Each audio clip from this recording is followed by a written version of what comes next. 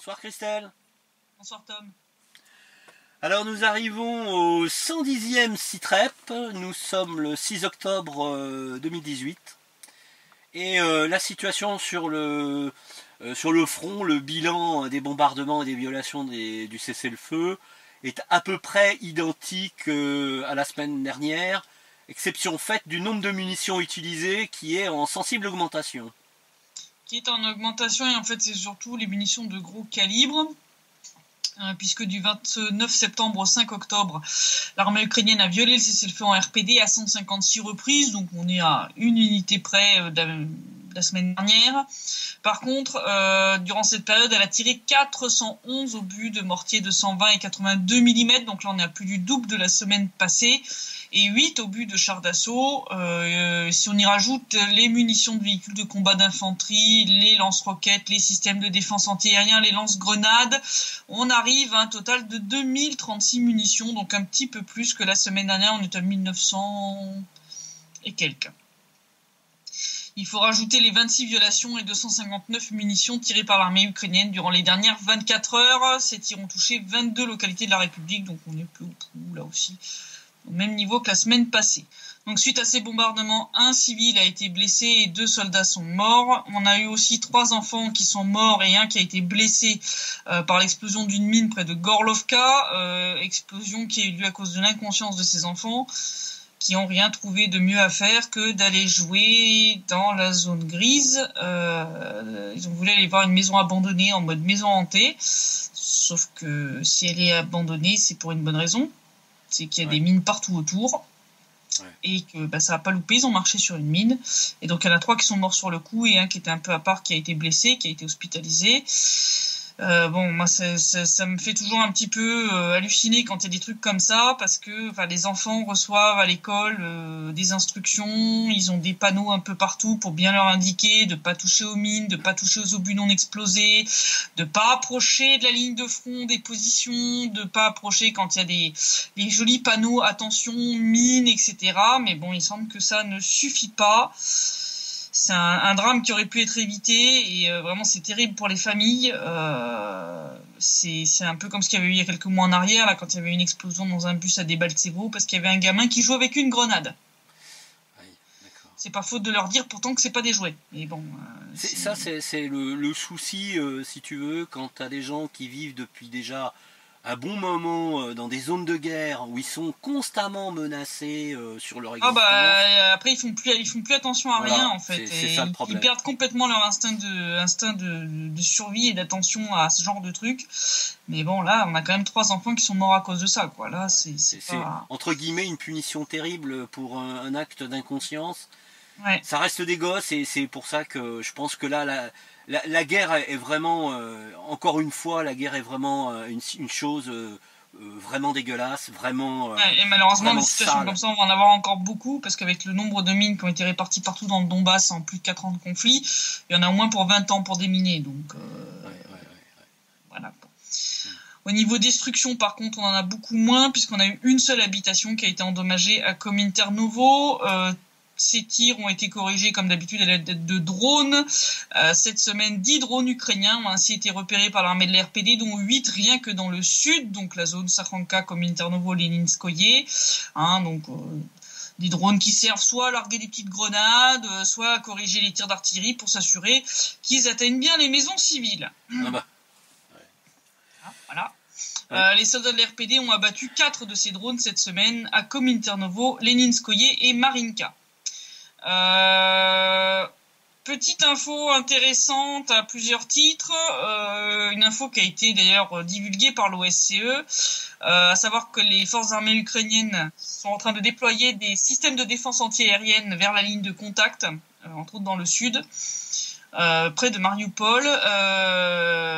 Donc ça a été rapporté dans 2 rapports de l'OSCE et Alexandre Loukachevitch, donc qui est le représentant russe à l'OSCE, en a parlé de nouveau à une session du Conseil permanent de l'Agence européenne de sécurité.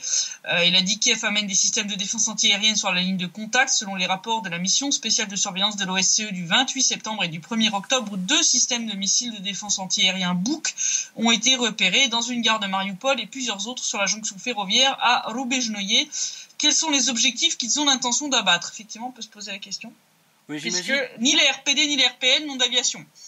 Oui, mais j'imagine que quelque chose dans le goût a dû te traverser l'esprit, dans le goût d'un remake avec le MH17, hein, sachant que... Maintenant c'est plus possible, puisque de toute façon le ciel a été complètement fermé suite à la catastrophe du MH17, mais de toute façon on sait qu'ils les utilisent aussi, le bouc est utilisable aussi comme missile sol-sol aussi, hein. Tu peux aussi l'utiliser comme ça.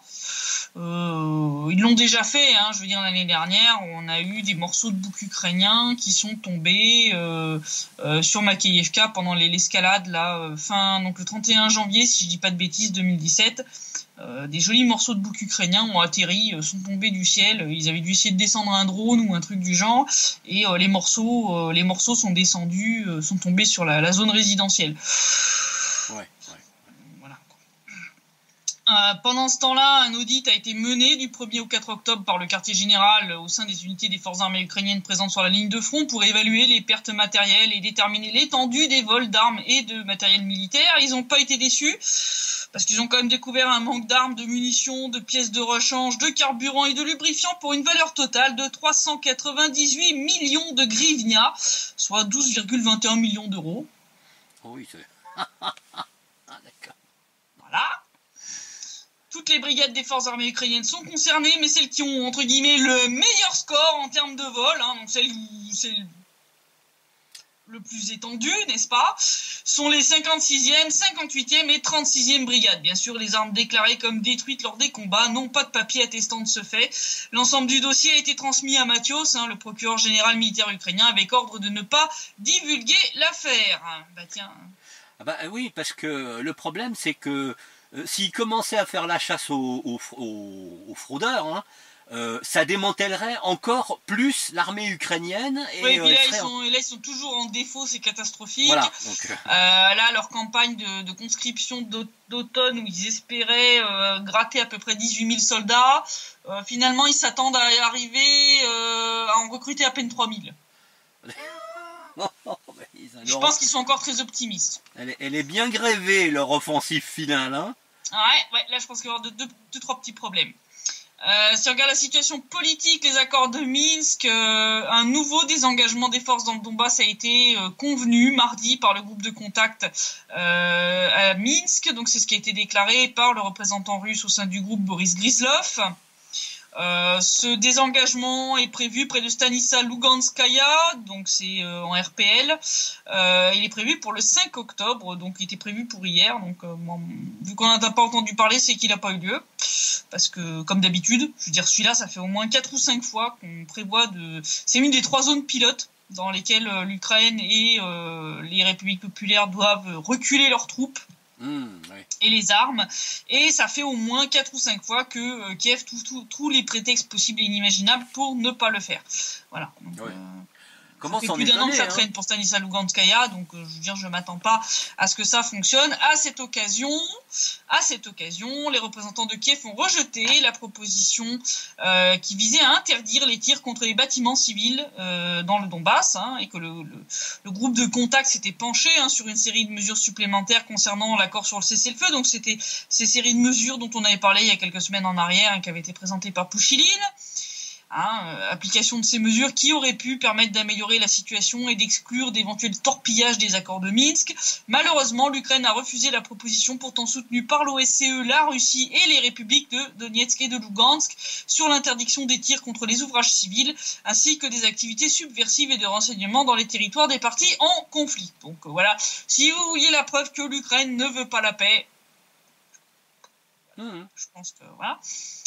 Puis qu'ils en ont rien à foutre de respecter la Convention de Genève non plus, d'ailleurs, par la même occasion. Oui, bon, ça c'est... Voilà. Donc bon, en plus, il a fait remarquer, Gryzlov, que le caractère provisoire de la loi ukrainienne sur le statut particulier du Donbass, qui a été finalement renouvelé là récemment par la Rada, jusqu'en décembre 2019, si je ne dis pas de bêtises. Il a dit que le caractère provisoire de cette loi était contraire aux accords de Minsk, puisque ce statut devait être permanent. Il a dit que la situation était d'autant plus inquiétante que donc cette loi était là sur le point d'expirer au moment où il en a parlé. Depuis, elle a été votée. Il a dit que seule une application intégrale et cohérente des accords de Minsk était capable d'instaurer la sécurité et le relèvement économique du Donbass. Enfin, bon, comme Kiev n'en a rien à faire de l'un comme de l'autre. Voilà, ouais. Et bon, ça montre bien qu'ils veulent pas appliquer les accords de Minsk, qu'ils font juste semblant, c'est juste du décorum. Oui, voilà. En ayant abrogé le traité d'amitié avec la Russie qui détermine la position des frontières. Et puis la suite, parce que attendez, ils nous pondent des nouvelles conneries toutes les semaines. Oui, des grosses, des grosses. Parce que là, ils font pas dans la dentelle. Hein. Ouais, ils font pas dans la dentelle. En tout cas, en RPD, en RPL, on continue d'avancer main dans la main, puisque cette semaine a eu lieu à Lugansk une réunion entre Denis Pouchiline, donc le chef de la RPD par intérim, et Leonid Pasechnik, chef de la RPL par intérim, pour discuter de la coopération économique, de la lutte contre la corruption et d'autres domaines dans lesquels les deux jeunes républiques veulent travailler ensemble. C'est la première visite officielle de Denis Pouchiline en RPL en tant que chef de l'État par intérim. Les deux chefs d'État ont discuté de la nécessité pour les deux républiques de travailler main dans la main pour lutter contre la corruption et développer leur économie. Une partie de la réunion s'est déroulée à huis clos entre les deux chefs d'État qui ont discuté donc de nombreux sujets importants pour l'avenir de l'RPD et de l'RPL. Parce que le développement économique et la lutte contre la corruption, s'ils sont importants, ne sont pas les seuls sujets sur lesquels ils se sont entretenus pour renforcer la coopération entre les deux républiques. Pour Pouchiline, tous les départements de l'RPD et de l'RPL doivent établir une coopération efficace pour atteindre les buts communs des deux jeunes républiques. Il a rappelé que les deux républiques ont une histoire commune et il a rappelé que pour lui, il est sûr que nous avons un avenir commun avec la République populaire de Lugansk et pour lui, cet avenir va dans une seule direction, vers la Russie. Il a déclaré, je cite, tous les processus d'intégration en cours au niveau de la coopération entre les organisations publiques, le sport, la culture, les syndicats et autres agences ne sont que temporaires. J'espère que nous atteindrons le stade où cette barrière sera levée, c'est-à-dire le stade de l'intégration avec la Fédération de Russie. Il a d'ailleurs souligné aussi que le bien-être des citoyens dépendait d'une interaction efficace entre les départements des deux républiques. Leonid Pasechnik a quant à lui souligné l'importance de résoudre rapidement certains problèmes majeurs pour permettre à l'RPD et la RPL de se développer. Il a dit « Nous avons beaucoup en commun, beaucoup de problèmes non résolus, beaucoup de tâches inachevées et de la qualité de la réponse à ces problèmes et de la rapidité avec laquelle nous les réglerons dépend probablement le développement de nos républiques, de notre intégration dans la Fédération de Russie, du développement économique de nos républiques en général et du bien-être de nos citoyens. Je pense effectivement qu'il est important que les deux républiques se développent économiquement avant d'intégrer la Fédération de Russie pour éviter d'être tout simplement un fardeau sur le plan financier et économique comme a pu l'être la Crimée après son intégration un peu, je dirais qui a été un peu quelque part un événement surprise vis-à-vis du budget russe qui n'était pas du tout prévu pour ça. Et y compris le pont de Crimée, qui représente une somme colossale. Y compris le pont de Crimée, voilà, c'est une somme colossale. Les lignes électriques qui ont été tirées au travers du détroit de Kerch quand les ultranationalistes ukrainiens ont fait péter les pylônes dans la région de Kherson. Donc voilà, comme on peut le voir, les deux républiques s'expriment d'une seule voix, démontrent qu'elles marchent ensemble vers le même but, de quoi calmer les craintes de certains concernant une mésentente éventuelle entre la RPD et la RPL. D'ailleurs, depuis cette réunion, les postes de douane entre la RPD et la RPL ont été supprimés à la frontière entre les deux républiques. Pour information. Donc, voilà. En Ukraine, pendant que la situation religieuse se tend de jour en jour, suite à l'arrivée des hiérarques de Constantinople, j'en avais parlé, le patriarche de Moscou et de toute la Russie, Cyril, a écrit au primat des autres églises orthodoxes afin de lancer une grande discussion pan-orthodoxe sur le sujet. Cette lettre fait suite à l'expropriation violente d'une église dont on avait parlé vite fait la semaine dernière, église qui appartenait à l'église orthodoxe ukrainienne du patriarcat de Moscou. Donc, ce sont des membres du mouvement néo-nazi secteur droit qui ont volé cette église dans la région d'Ivano-Frankovsk. Les paroissiens qui ont tenté de protéger leur église et d'empêcher l'expropriation ont été violemment battus par les néo-nazis. Plusieurs ont été sérieusement blessés. Il y a eu un monsieur qui a eu un bras cassé, un autre qui a eu une fracture du crâne. Enfin, ils ne sont pas les de main morte. C'est une situation, c'est au sens figuré du terme, mais c'est une situation nucléaire, hein, parce que c'est vraiment très grave. Hein, c'est vraiment très grave. Je veux dire, le plus grand nombre de paroissiens en Ukraine appartient à l'église orthodoxe du patriarcat de Moscou. Depuis le Maïdan, on en est quand même à plus de 50 églises qui appartenaient au patriarcat de Moscou, qui ont ainsi été volées par les partisans de l'église orthodoxe ukrainienne du patriarcat de Kiev. Donc je rappelle, église schismatique reconnue par personne. Le plus souvent, ces vols sont faits avec l'aide de groupes ultranationalistes ou néo-nazis ukrainiens violents qui n'hésitent pas, comme on peut le voir, à frapper les paroissiens. Après cet incident dans la région d'Ivano-Frankovsk, c'est à Rovno, dans le nord-ouest de l'Ukraine, que des ultranationalistes portant des masques, donc des balaklavas, là, ont jeté des pierres sur un bus contenant des membres de l'église orthodoxe ukrainienne du patriarcat de Moscou qui se rendaient à Kiev pour rejoindre les manifestations pacifiques sous les fenêtres des hiérarques de Constantinople, leur demandant de ne pas interférer dans les affaires internes de l'église orthodoxe ukrainienne. Heureusement, cette fois, il n'y a pas eu de blessés. Mais il est clair que si Constantinople accorde l'autocéphalie à l'église orthodoxe schismatique, décision qui serait déjà prise d'après les hiérarques qui ont été envoyés en Ukraine, qui ont fait des déclarations dans ce sens-là, il est clair que le patriarcat de Kiev va dépouiller le patriarcat de Moscou de ses églises et monastères, y compris alors des grottes de Kiev, et ce alors que le patriarcat de Moscou est la seule église orthodoxe légitime en Ukraine. Et tout ça va se terminer dans un bain de sang. C'est clair, ça va mal se finir. D'ailleurs, j'en avais parlé vite fait la semaine dernière pour avoir appelé leurs paroissiens à défendre les églises et monastères et s'être opposés aux volontés destructrices du patriarche Bartholomé, entre autres en refusant de rencontrer ses hiérarques et en leur demandant de quitter le pays. Le métropolite de Kiev, Onufre, et plusieurs autres figures importantes de l'église orthodoxe ukrainienne du patriarcat de Moscou, dont l'archevêque qui est à la tête donc des lords de Kiev, celle de Perchovaïsk aussi, ont été fichés sur le site Mirodvorets comme étant des agences d'influence russe en Ukraine. Enfin, du grand délire, du grand n'importe quoi, c'est des hommes d'église, faut arrêter un moment tout ça. Devant le risque de déclenchement d'une guerre de religion en Ukraine, le synode de l'église orthodoxe russe a décidé d'initier une discussion pan-orthodoxe concernant les actions du patriarche de Constantinople. C'est dans ce cadre que le patriarche Cyril a envoyé donc cette lettre à chacun des primats des autres églises orthodoxes autocéphales pour demander leur aide. Cette position de l'église orthodoxe russe et de l'église orthodoxe ukrainienne du patriarcat de Moscou d'ailleurs est partagée non seulement par plusieurs primats d'églises orthodoxes mais aussi par les croyants orthodoxes ukrainiens eux-mêmes. Ainsi, un sondage publié mi-septembre indique que 67% des Ukrainiens interrogés réagissent négativement à l'arrivée des hiérarques de Constantinople et seulement 8% considèrent que ceux-ci vont apporter des solutions à la situation religieuse actuelle de l'Ukraine. La plupart des personnes interrogées ont d'ailleurs marqué leur soutien pour l'église orthodoxe ukrainienne du patriarcat de Moscou et le métropolite Onufre, montrant bien que cette demande d'autocéphalie n'émane en rien des croyants, mais bien de quelques personnes qui ont avant tout des visées bien plus politiques que spirituelles. C'est d'ailleurs ce mélange des genres que l'ONG Règles de la Loi a décidé d'attaquer en demandant à une cour ukrainienne de reconnaître que le président Petro Poroshenko n'a pas le droit d'interférer dans les activités de l'Église et de demander l'autocéphalie, comme l'indique d'ailleurs la constitution ukrainienne. Première audience est prévue le 13 novembre pour statuer sur cette demande. En tout cas, face à cette situation, les réactions de plusieurs primats sont d'ores et déjà connues. Si l'église orthodoxe géorgienne joue la carte de la neutralité en disant que la question de l'église orthodoxe ukrainienne doit être réglée par la discussion entre Constantinople et Moscou, l'église orthodoxe grecque semble se rallier, elle, à Moscou.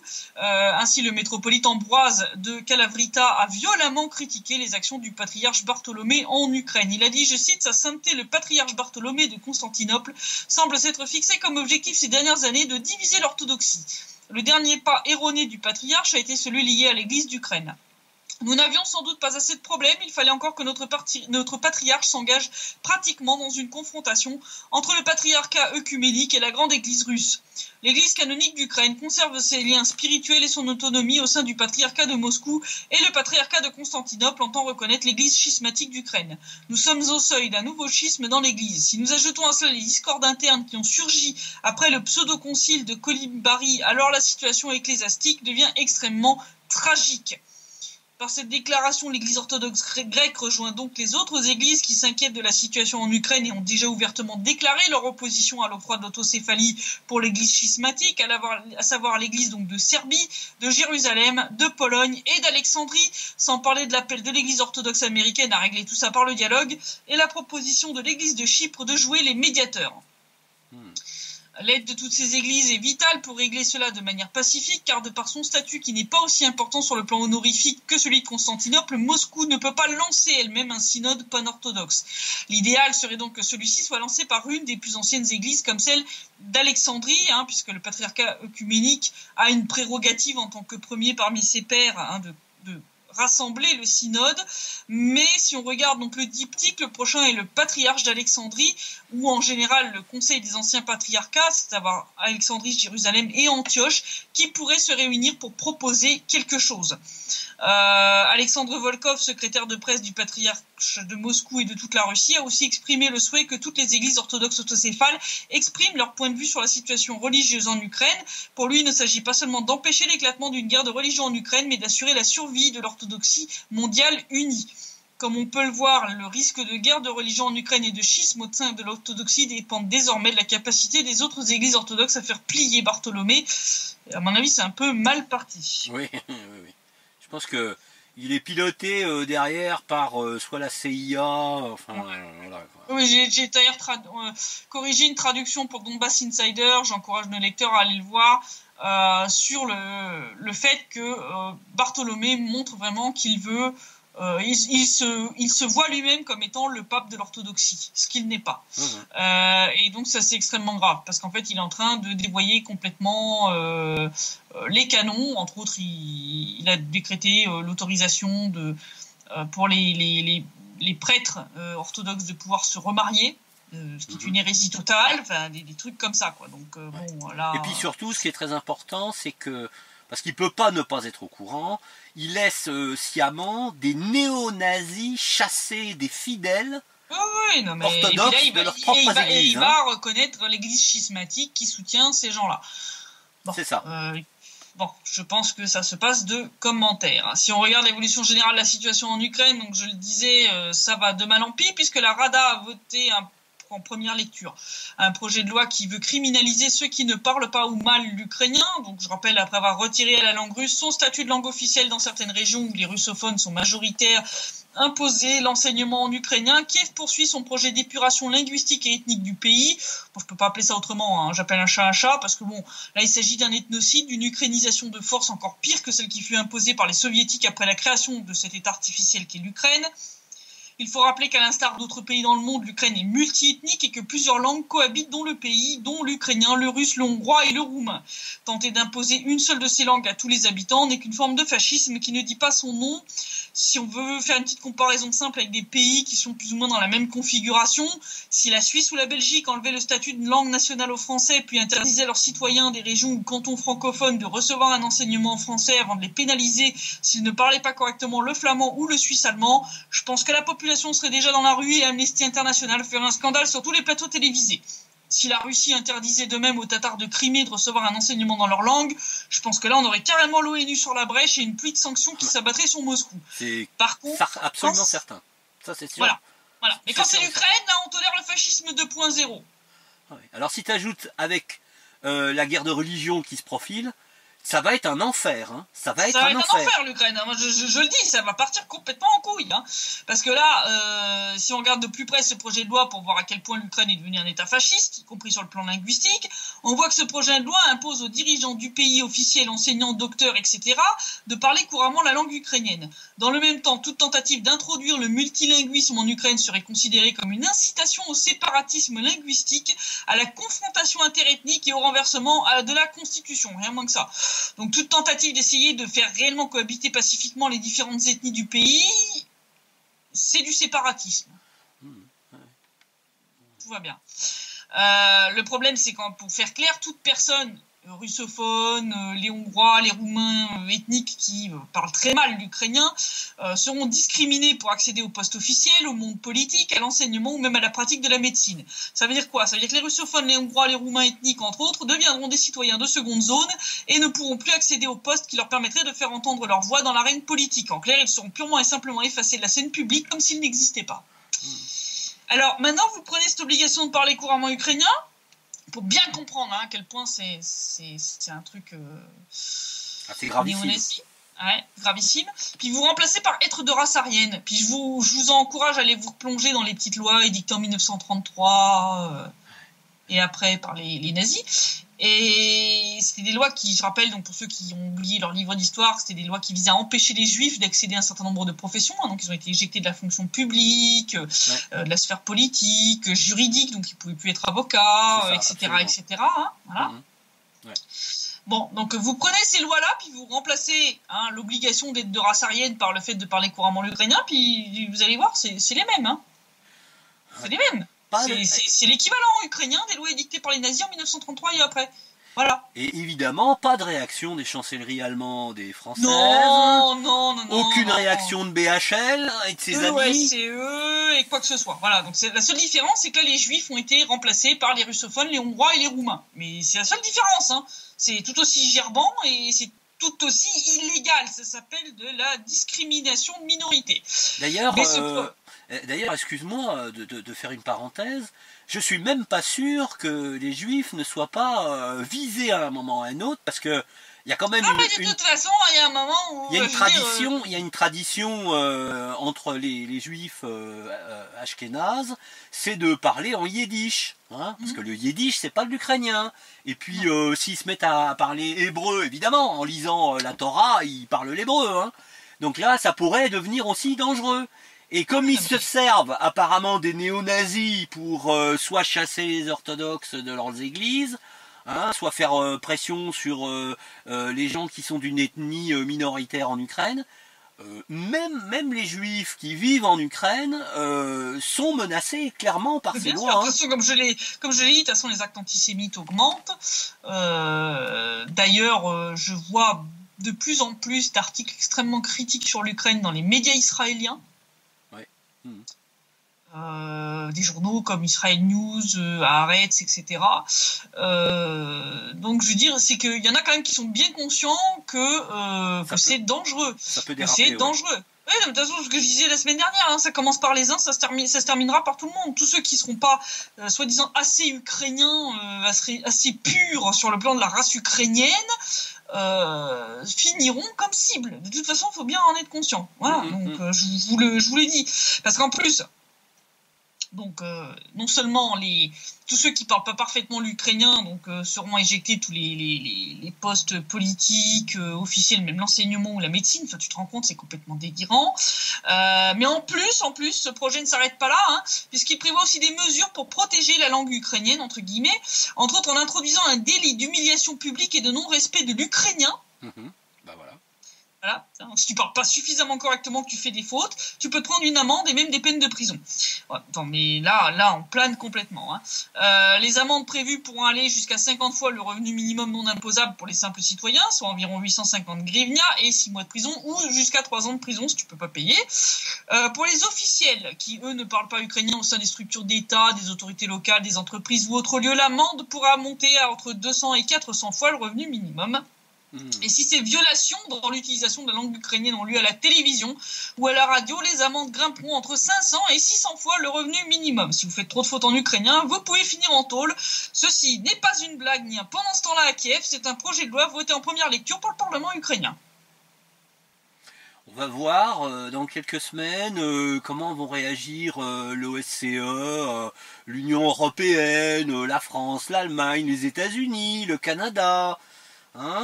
Je pense qu'on n'aura pas grand-chose à commenter parce que je pense qu'on aura un silence de mort. Complice. Voilà. Silence, c'est complice. C'est clair, net et précis. Ils ont aussi prévu un certain nombre de sanctions administratives et ils ont durci les règles de quotas pour la télévision et la radio, n'autorisant que 20% de programmes en langue étrangère pour les chaînes couvrant plus de la moitié du pays et 10% pour les autres. Donc en fait, ils veulent complètement anéantir la langue russe en Ukraine.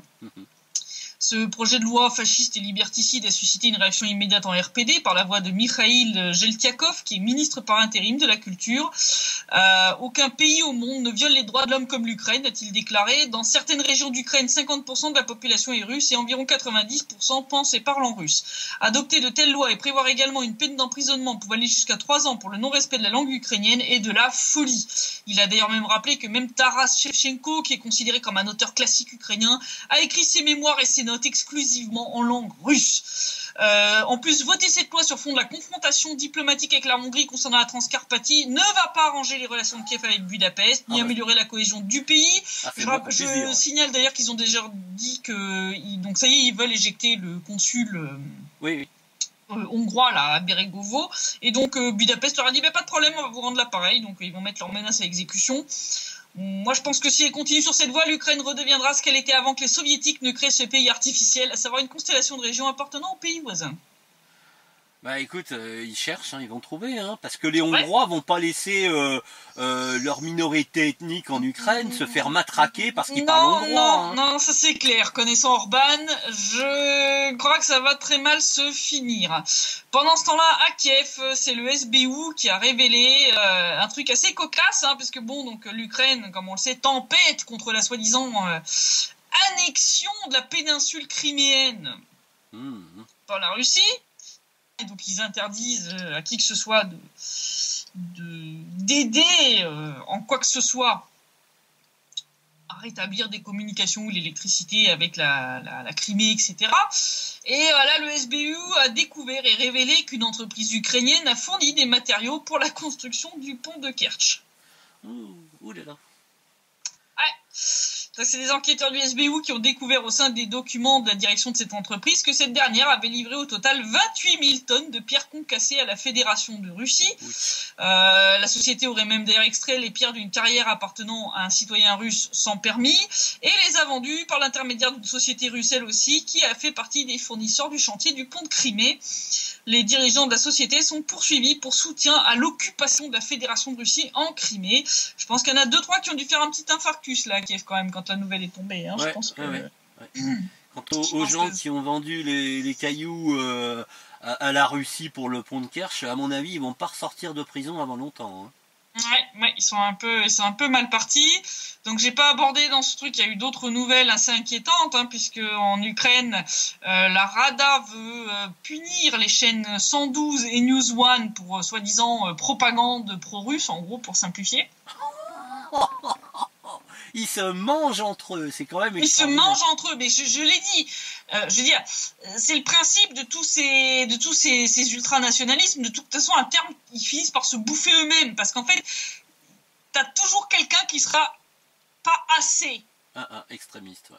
Extrémiste, pas assez, voilà. Donc de toute façon, voilà. Donc oui, ils ont. Il y a eu d'ailleurs un débat à propos de ça et de cette loi là sur la langue hier soir sur la première chaîne russe sur Rossiya Hadid. Donc il y avait des représentants du côté ukrainien. C'était assez drôle d'ailleurs parce qu'il y en a un qui a commencé à parler en ukrainien sur le plateau et donc ils sont deux présentateurs, enfin un présentateur et une présentatrice et la présentatrice l'a repris mais en mode extrêmement violent, en mode parlez russe ici s'il vous plaît, on est à Moscou. Mais de toute façon, personne l'aurait compris, quasiment personne l'aurait compris, donc ça sert à rien de parler en ukrainien. Ça sert à rien. Et puis en plus, ils passaient leur temps à ressortir leurs histoires d'Holodomor et de machin, et en face ils avaient du répondant, il y avait Franz Klintsevich, il y avait 2-3 autres experts qui les ont taclés bien comme il faut, et les gars leur ont dit, mais ils leur ont dit mais c'est quoi exactement la propagande pro-russe sur la chaîne 112 ou la chaîne 12 One, parce qu'on voit pas trop là, tu vois. Surtout la chaîne 112, je veux dire le nombre de fois où je la cite comme étant un plateau télé où tous les tarés et les néo-nazis peuvent venir déblatérer leur idéologie, peuvent appeler à tuer les habitants du Donbass. Mais c'est pas encore assez. C'est pas encore assez. Non, en fait, c'est simplement parce que des gens peuvent venir sur ces chaînes, lancer quand même timidement des appels à chercher une solution pacifique au conflit dans le Donbass, et à chercher à faire la paix avec la Russie et à rétablir des relations normales avec la Russie. On en est là, c'est-à-dire les quelques moments où sur ces chaînes il y a encore des gens un peu intelligents qui essayent de dire mais il faudrait peut-être un peu arrêter les bêtises et puis aller à la table des négociations, etc. On te dit, ces gens-là, faut les pénaliser, il faut interdire ces chaînes. Ça rappelle quand même la guerre médiatique contre les médias alternatifs, les médias russes en Occident. C'est en Occident, c'est la même, mais c'est très inquiétant, parce que là, on en arrive à la propaganda Bleitung, de Goebbels. Hein. Je veux dire, là, bientôt, les médias ukrainiens n'auront plus rien à envier au système de médias de l'Allemagne nazie. Je veux dire, et ça inquiète toujours personne en Occident. Écoutez, si vous voulez, hein, mais je dis, le jour où ce machin va vous péter à la gueule, faudra pas venir chialer. Vous avez soutenu ce truc, vous avez fermé les yeux sur tout ça, faudra pas venir pleurer. En tout cas, moi, de ce que je vois, l'Ukraine est en train de foncer vers le mur, mais à vitesse VV prime, je veux dire, donc ils sont sur le point de déclencher une guerre de religion. Ils sont sur le point donc de se foutre la Hongrie complètement et définitivement à dos.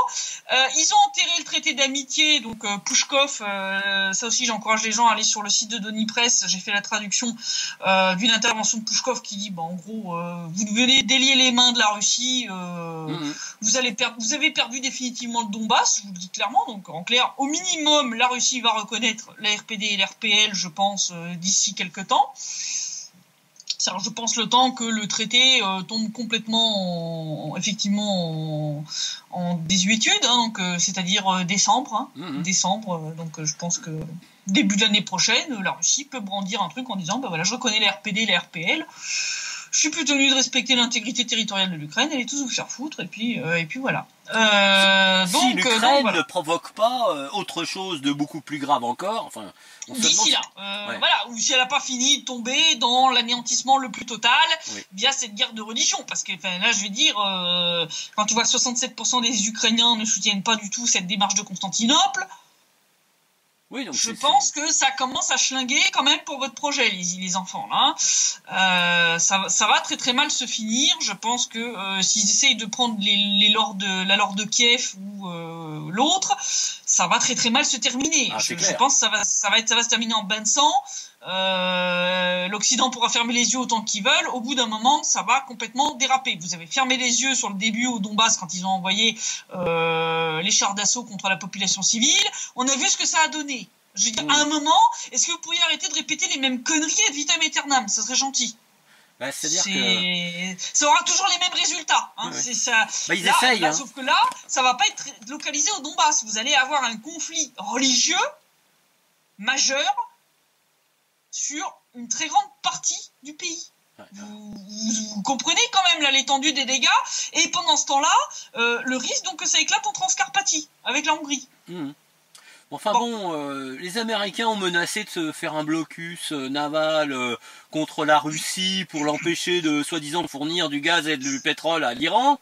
Qui en vendent elle-même, hein, donc ça n'a pas de sens. Ça n'a pas de sens. Mais alors, juste essayez, les gars. Vous avez pas retenu la leçon de quand votre poubelle flottante, là, le Donald Cook s'était approché de la Crimée et qu'il a fait un 8 magistral dans la mer Noire pour fuir à toute vitesse quand ils ont découvert qu'il s'était fait accrocher par le radar du système Bastion qui est installé sur la péninsule. Ils n'ont pas trop parlé de ça, hein. Ils n'ont pas fait de pub. Hein. Non, mais voilà. Je veux dire, il y a des systèmes bastions en Crimée, il y a des systèmes bastions en Syrie. Il me semble qu'ils en ont livré quelques-uns en Syrie aussi. Il y a des systèmes bastions sur toute le pourtour de la côte, voilà, qui couvrent. Donc, vous voulez faire un blocus de quoi? Vous voulez transformer vos bateaux en récifs artificiels pour poissons? Il faut savoir quand même, il faut se rappeler qu'à l'origine du coup d'État en Ukraine, ils voulaient s'emparer d'une part des industries de toute la zone qui se trouve dans le Donbass, hein, qui était très riche en industries lourdes, etc. Et puis ils voulaient aller creuser des puits pour faire du gaz de schiste dans la zone de Slaviansk, d'ailleurs, pour information. Oui, mais il y avait aussi la volonté de s'emparer de Sébastopol, hein. De Sébastopol et donc d'installer une base navale de l'OTAN là-bas. Voilà. Bon, malheureusement, votre plan il a foiré. Vous avez perdu la Crimée, le Donbass. Non mais vous tenez vraiment à perdre tous vos joujoux. Enfin, je vous dis, si vous tentez de faire un blocus maritime, la Russie va transformer vos putains de bateaux en récifs artificiels. Alors le risque. Fin de l'histoire. Le risque, c'est que pour éviter d'entrer une fois dans la mer, continuer d'entrer dans la mer Noire. Dans la zone de la mer Noire pour menacer directement Sébastopol, étant donné qu'ils continuent de rameuter des forces navales, malgré le fait qu'il y a une armada navale russe qui est toujours présente, hein, ils peuvent très bien envisager de bloquer le détroit des Dardanelles en Turquie pour empêcher la flotte russe de sortir en Méditerranée. Sauf que pour le moment, la Turquie, elle est plutôt du côté de la Russie. Donc ils ont dit fuck off aux sanctions suite au fait qu'ils ont décidé d'acheter les S-400 russes. On va voir si Erdogan est capable de garder, je dirais, son alliance avec la Russie, ça par contre. De toute façon, si jamais la Turquie bloquait les Dardanelles, la Russie débloquerait les Dardanelles par la force. Oui, parce que c'est un acte de guerre. Hein. D'ailleurs, je crois que c'est Pouchkov lui-même qui a dit, si vous faites ça, c'est un acte de guerre. C'est un acte de guerre, de toute façon, hein, c'est interdit par la Convention de Montreux, c'est interdit de bloquer les détroits comme ça. Donc, fin de l'histoire, non, je veux dire, c'est de la grande gueule, c'est du grand blabla, et voilà, c'est tout.